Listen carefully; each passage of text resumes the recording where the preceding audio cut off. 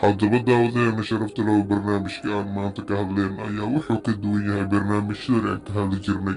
run ahaantii maanta aad baan u qiiraysana, aad baan u caraysanahay, waayo maanta waxaa social mediaha qeybihiis kala duwan lagu fadeexeysanaya gabar walaasheen ah. run ahaantii markaa muuqaalkaas aan arkay aad baan ula qaraacmay. waxaaba iga sii daranba dadka sii faafinaya intii ay ceebteeda asturi lahaayeen.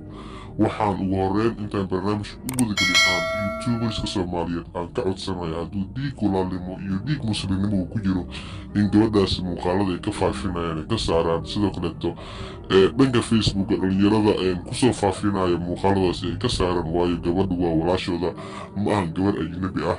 runaantii waxaa loo qof xataa dhiig soomaali inuu qabto. war walaasha haddii maantaas lagu sameyn lahaa sidee buu dareenkaa naqa lahaa? qofkii soo dhiga gacantaa ka jaran lahayd.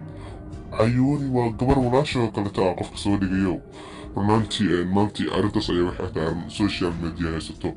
cayuuni qurux oo ka mid ah gabdhaha ugu akhlaaqda wanaagsan social mediahana bulshooyinka soomaaliyeed ku madadaaliso kana mid ah dadkooda ugu caansan ayaa waxaa dhacday maanta in muuqaal fadeexa lagu baahiyo baraha bulshada. arrintaasoo noqotay arrin ceeb ku ah gabadhaasi, misena dhalinyarada faafinaysana ayaa ceebtaasi sii faafinayaan intii ay ka asturi lahaayeen. sidaa daraaddeeda mar kaleeto bulshooyinka soomaaliyeed waxaan ka codsanayaa in qof walba ay u arka muuqaalkaasi uusan sheergareen, uu iska tiro remove uu iska dhaho, waayo way sii yaraanaysaa. laakiin markasta aad comment ka bixisaan, like aasiisaan, aad sheergaraysaan, ceebtii baa sii badanaysaa. min fadlan waxaad isku daydaan sidii aad u asturi lahaydeen walaasheen ceebteeda, waayo sharafta gabdhaha soomaaliyeed waa sharafteena. haddii maanta gabdhaheena ay sharafta lagu dheelo waxay lamid tahay anigoo sharafteena lagu dheelo kaleeto.